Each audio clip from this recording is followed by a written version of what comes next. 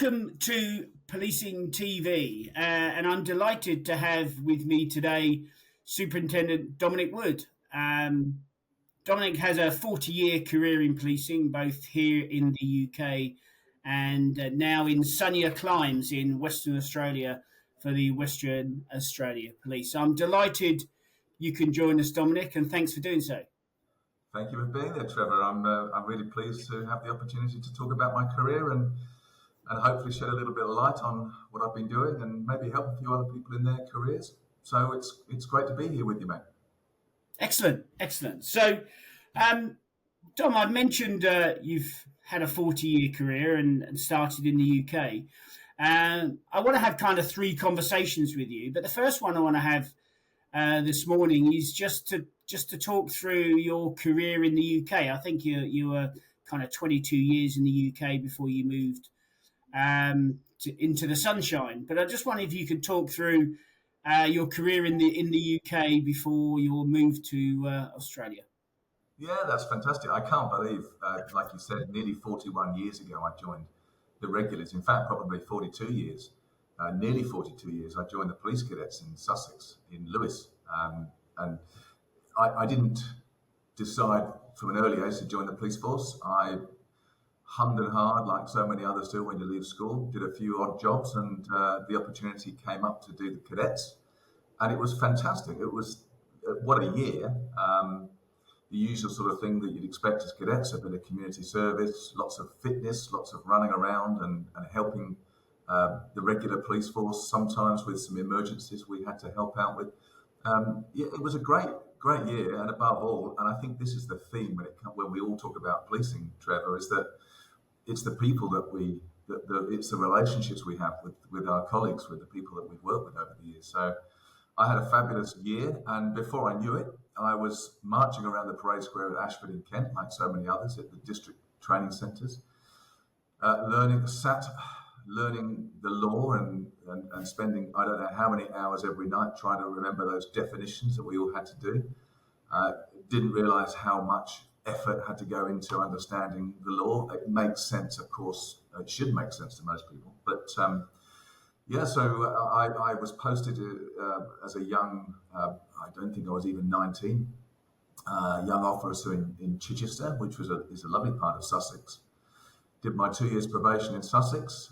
Had a fabulous, again, it's always the people that you remember. I had a fantastic tutor constable. Great concept, having somebody that is there to guide you and support you through those every aspects of policing. And Chichester was lovely. So I did my 2 years in Chichester. But even in the time, when I look back at some of the things that we've all done, I recall, I even remember one morning getting a knock on the door. And the first person I bumped into was the cleaner outside our section house, who told me that a bomb had gone off at Brighton, at the Grand Hotel. And of course, that was the infamous 1984 IRA terrorist bomb at the Grand Hotel. And to me, as a young probationary officer, I didn't know what that meant for me as a copper at Chichester. I thought my day would just be the same as before, walking the beat, checking a few tyres of cars and going to the odd job. But off we went in a minibus to a police support unit down to the Brighton incident. And as a young officer, that was the first big incident I was exposed to, and very much the outer perimeter security at the scene, but also later guarding dignitaries that were at the hospital recovering. So that was, a massive incident, massive job. And there were others. Sometimes people often go, well, that's a nice place to work. It would have been nice and easy. But you still, wherever you go, I think in 40 years, I've policed all over the world, and you never know what you're going to expect. You never know what's going to happen. You could be in the leafiest, quietest village of somewhere very rural and peaceful, and you just don't know what's going to happen. You take Lockerbie, for example. Obviously, I wasn't involved in that, but it's such an incredible disaster that occurred in a fairly remote part of Scotland. So you just never know. Chichester, when I finished Chichester, I had a stint at Gatwick Airport. I was lucky enough to get involved in so many different things at Gatwick. As a young officer, I got the chance to work in a small anti-terrorist unit.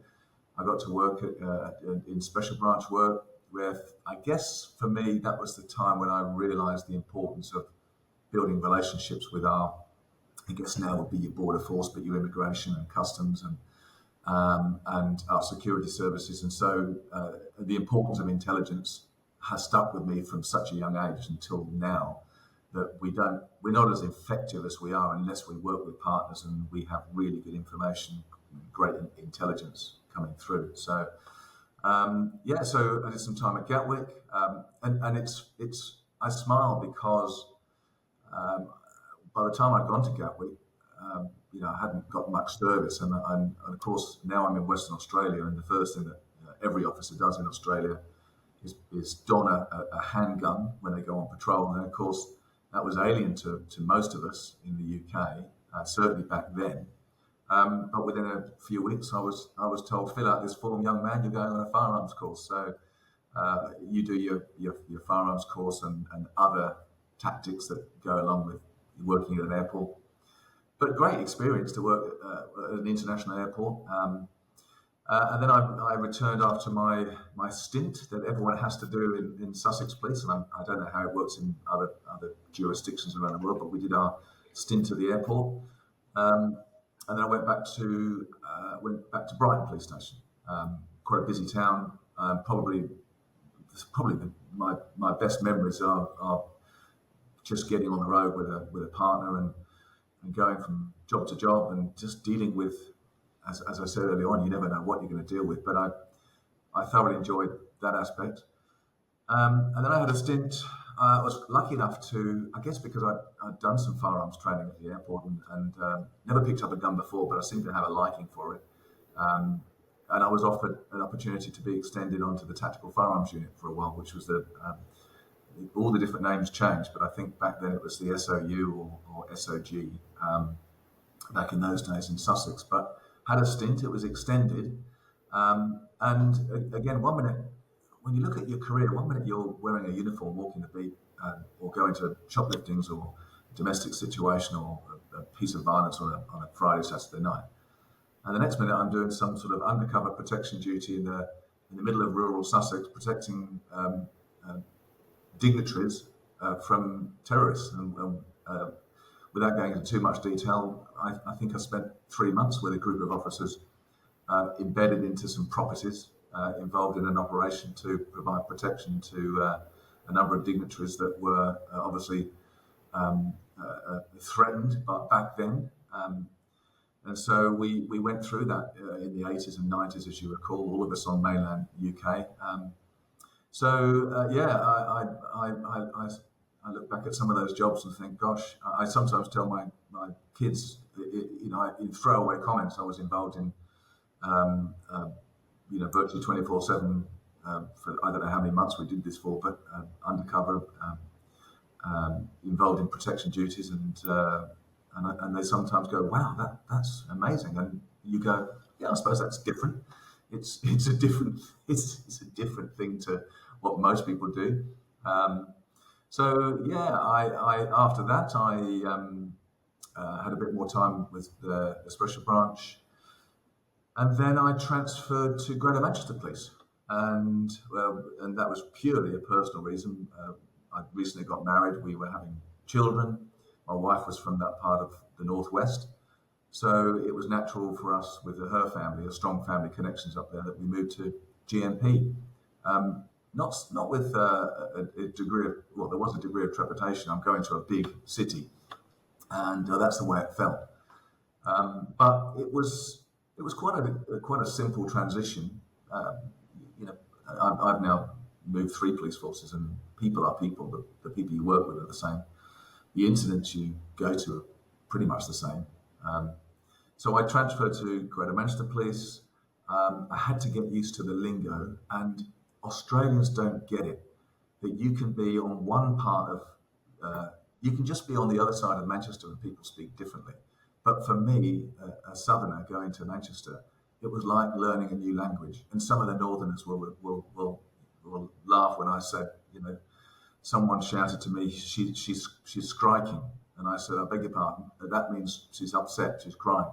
And then even getting a chip cake is completely different. So when I talk about the Southerners, it's a completely different thing, and they don't have curry sauce on their chips down south. So just learning that lingo, just learning that language, and they keep on referring to me some kind of soft Southern Jesse, and I still really didn't know what they were talking about. So I think it was for me just getting used to the lingo, getting used to the banter. But yeah, Greater Manchester Police was, I think it was great for me. Huge opportunity to again get involved in different aspects of policing. I did some further work on Special Branch. That gave me the opportunity to work in Northern Ireland on secondments, which was, wow, it's one of the most humbling things that I've ever done in my life is to work with our officers in Northern Ireland back then. And it really was shocking. It was moving. It was humbling. What the security services and what the officers had to deal with, not just in their work life, but in their personal lives. And most people will understand and know what that involved.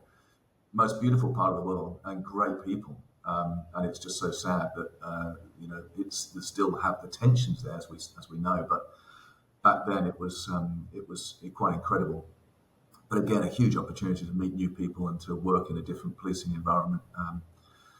And then Manchester gave me the opportunity to as I matured, I thought, well, I need to look at my career, and I'd like the opportunity for promotion. Gave me the opportunity to knuckle down on the Osprey exams. I'm trying to remember what they were back in the UK, the Osprey exams, and getting those done. So I got through to my sergeant. I was posted to Stockport, to Altrincham, for some of your listeners that will know some of those parts. Altrincham, the southern part of Manchester. I then got involved, after a period of time, quite quickly got promoted to inspector. And I remember getting told, congratulations, you're getting promoted to inspector and you're going to Greenacres Police Station. And if you're from that area, you know where that is. If you don't, it's pretty much Moss Side. And of course, a lot of us from our generation will remember those riots back in the early 80s, and a number of parts of the UK were quite synonymous. Well, some towns and parts of the towns were synonymous with some of those racial tensions and riots. So I was told, you're it. You're going to be in charge of the shift, on night shift, first day in Moss Side. But one of my favourite times as the gov, as the boss in charge of a great bunch of officers, 2 or 3 sergeants. I can't remember how many constables I had, but actually that part of Manchester turned out to be a great place to work. The people were fantastic, and of course, like anywhere, you get a small percentage of people involved in quite hardened crime, quite serious crime, and that was a different aspect of policing for me. But I thoroughly enjoyed my time, my first promotion to the rank of inspector. And then I moved into more into the public order arena. I got back into dignitary protection as well, did some of that because I'd done some special branch work back in Manchester. I was the tactical aid unit inspector with a great bunch of officers on Friday and Saturday nights, driving around Manchester city centre. Many great stories to tell, and I recall as well.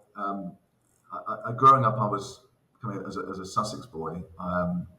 The bigger teams back then were your Liverpools and your Manchester Uniteds and your Arsenals, and so I apologise for listeners that don't support my particular team, but back then I was a bit of a Manchester United fan.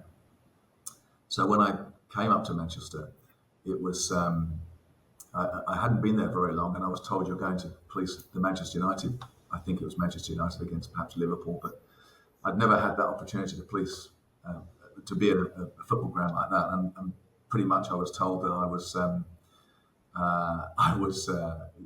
the perimeter, and I looked across at my mate, especially when they said, "Has anyone got any questions?" And he gave me daggers. Don't ask, just I'll tell you what the role is. So we had to just sit with a steward on the perimeter of the ground and watch some of my idols, some of these amazing football players, and so I thought that was pretty cool. But later on in my career, I talk to some of our Australian colleagues now about what some of the football fans are like in England, and we all know what they can be like.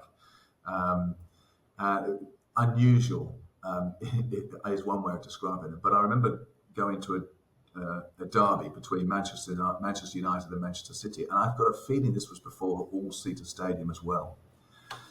And we were in the void between the Manchester. It was at Main Road, which was the old Manchester City football ground, and Manchester City were off to my right, and we were in the void. A serial of officers. I was in charge. I must have been the sergeant probably back then. And to my left was the Manchester United away fans. And this was a time when this was about 3 or 4 days after Manchester United had just lost to the Turkish team Galatasaray. And I was looking at the game, and I think Manchester City, who back then weren't expected to beat Manchester United, and they were 1-0 up. So Manchester City were very buoyant. And then we kept on hearing that on the radio that City fans are throwing things at the Manchester United fans. And it was our job, we were in the middle, our job to keep them apart and protect them. And all I could see were City fans just eyeing up United fans, and I couldn't understand. The game's over here. Look at the game, but they were just staring each other out. I won't use some of the language or some of the signs that they were using. I think we can guess. But I did notice a few things flying across over our heads, and we were a little concerned. It was only after the third or fourth object had been thrown from the Manchester City fans to the Manchester United fans that I realised what it was. So it turned out that what they were throwing were hundreds and thousands of Turkish delights.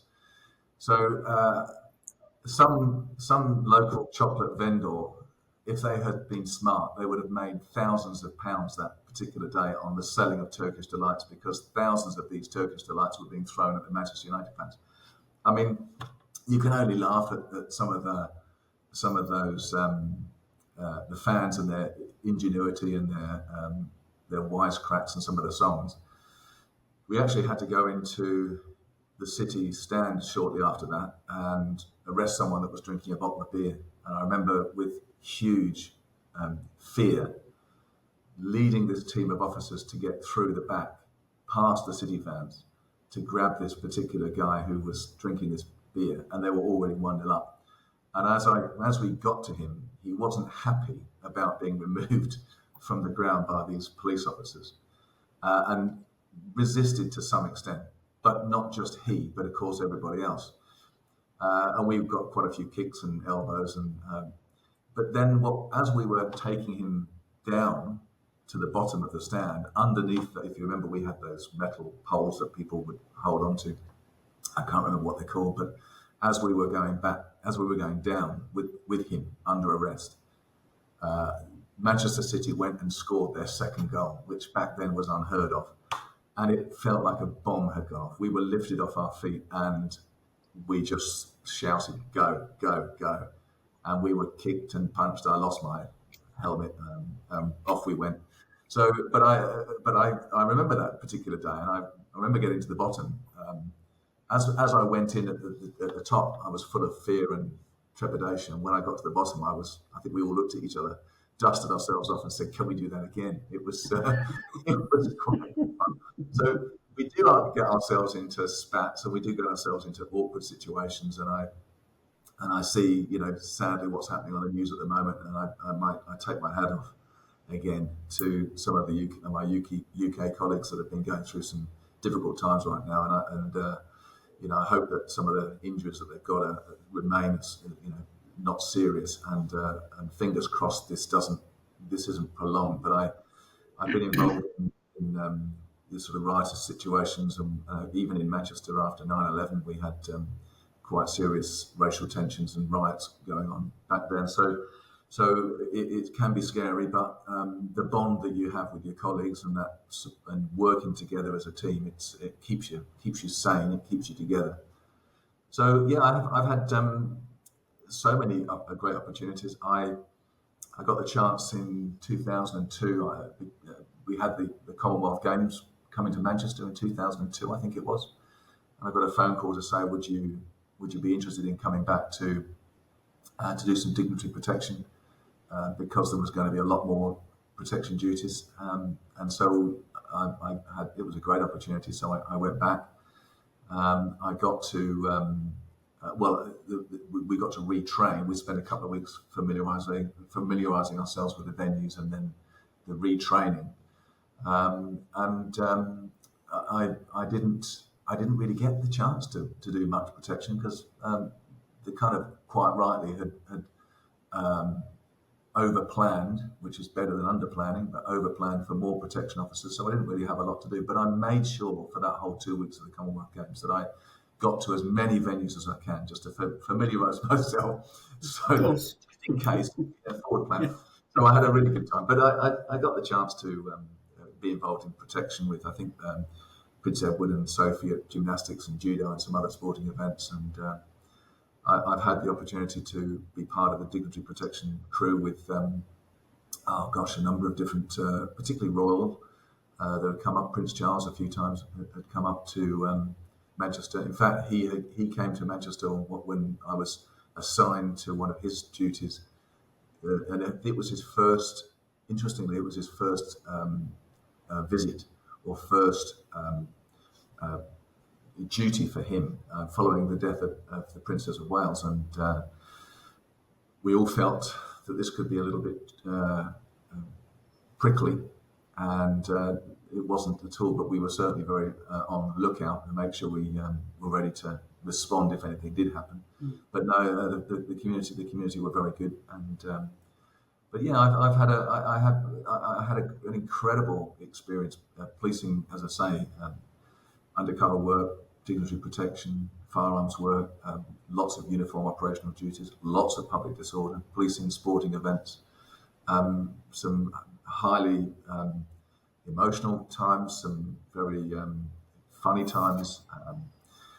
I recall, I talk to our Australian colleagues when we talk about terrorism and counter-terrorism, and when I stop and think about it, I think I've been to 3 different terrorist incidents in the UK in the aftermath, in one form or another. And as a uniform officer, I recall going to the very tragic death of Ian Gow near Eastbourne. I can't remember which year, but I remember going there as part of that outer cordon. And I was doing the tutor constable work then. I remember I had a probationer with me, and we ended up on a night shift as part of that perimeter security, more protecting the privacy of the family the night after, or the night that this incident had occurred. And I ended up, I pretty much ended up being with the son for many, many hours, and he was basically just pouring his heart out, and it was such an emotional thing. I recall protecting the probationary officer at the time by just dealing myself with the son, grown-up son. He was probably late teens, early 20s, but I recall it was quite a stressful time, and I had to, for my own mental health, I had to ask him to step in, and I just needed a break because you know what it's like dealing with tragedy and trauma, and people that have lost someone tragically and unexpected is pretty horrendous. So yeah, I look back and I look back at the work I've done, and it is that great opportunity to have these conversations and recall some of the things you've done. And yeah, so I spent 22 years, I think, in total policing in Sussex and in Greater Manchester. And I don't think all the time in Manchester they ever stopped calling you soft Southern Jesse. So I must thank them all for that. But slightly different accents. But, Dom, can I just ask then? You've touched on this quite a bit. Sussex in the 80s, we had quite a high proportion of terrorist incidents. We of course had the Brighton bomb, which you alluded to. From memory as well, I think there was bike bombs in Bognor and Brighton that would change the ratings. We had the death of Ian Gale, which you've alluded to as well. but you also had Gatwick Airport. And so fascinated. I think you're in special branch at a really important time for the UK with the Irish Troubles. And you alluded to the partnership working, which probably wasn't as good as it is now because things have moved on. But I just wanted to ask, both at the airport and obviously some of the other protection duties, there is a real worldwide threat at the minute after a period probably when there wasn't, certainly before the Middle Eastern crisis and Desert Storm, etc. But what was that like at a time when there was a very real and present threat? In fact, Sussex had a disproportionate number of incidents anyway. Plus, we had Brighton conferences, or the party conferences of Brighton, as we call them, and plus Gatwick Airport. But what was that like as in Special Branch as those relationships formed with those other agencies? Yeah, well, I remember having, funnily enough, with what's happening in the Middle East right now, we had not just relationships with other law enforcement agencies, but even the Israeli airline security, LL. I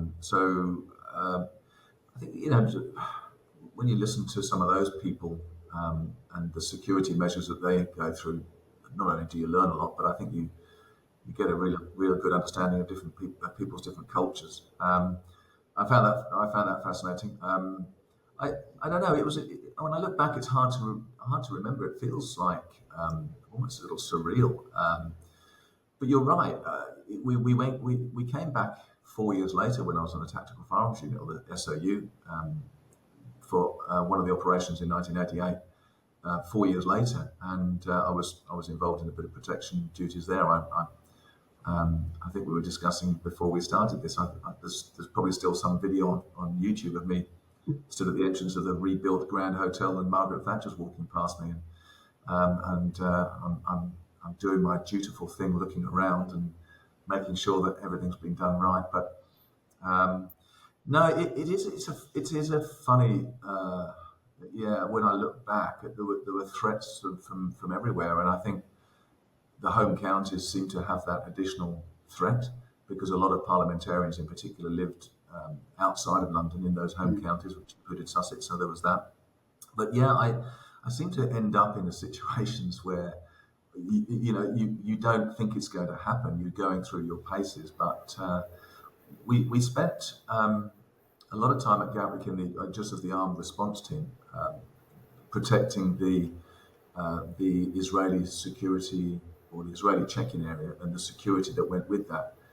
It didn't often think about what could happen, but of course, around about that time, there were two pretty dreadful incidents that happened at Rome and Vienna airports. And again, I can't remember the exact year, but some people will look that up, and some people will remember those. But Rome Airport is, you don't think of Vienna Airport or Rome Airport as the highest target. And of course, sometimes that's where we get a little bit complacent.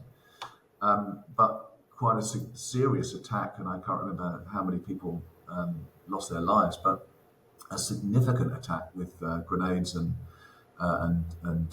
automatic weapons at two airports. And there we were at London's Gatwick Airport.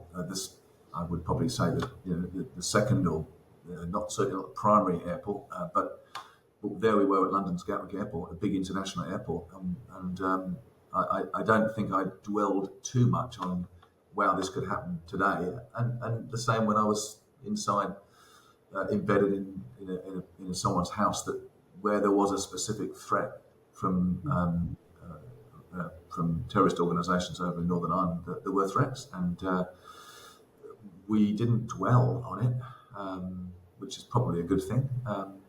But it could have happened at any stage. But it was, as you say, it was quite a fascinating time. Well, Dominic, look, we could talk for hours. A 22-year career in UK policing in Sussex, which you've crammed just about everything into. So I just want to say thank you for those reflections. We're going to have a part 2 where we're going to talk about your second half of your policing career, where the weather's slightly better than Manchester, probably, in Western Australia. But for now, Dom, just to say a big thank you. And then we'll talk again shortly around the career part 2. So, Dom, thank you very much. Look forward to it. Thank you.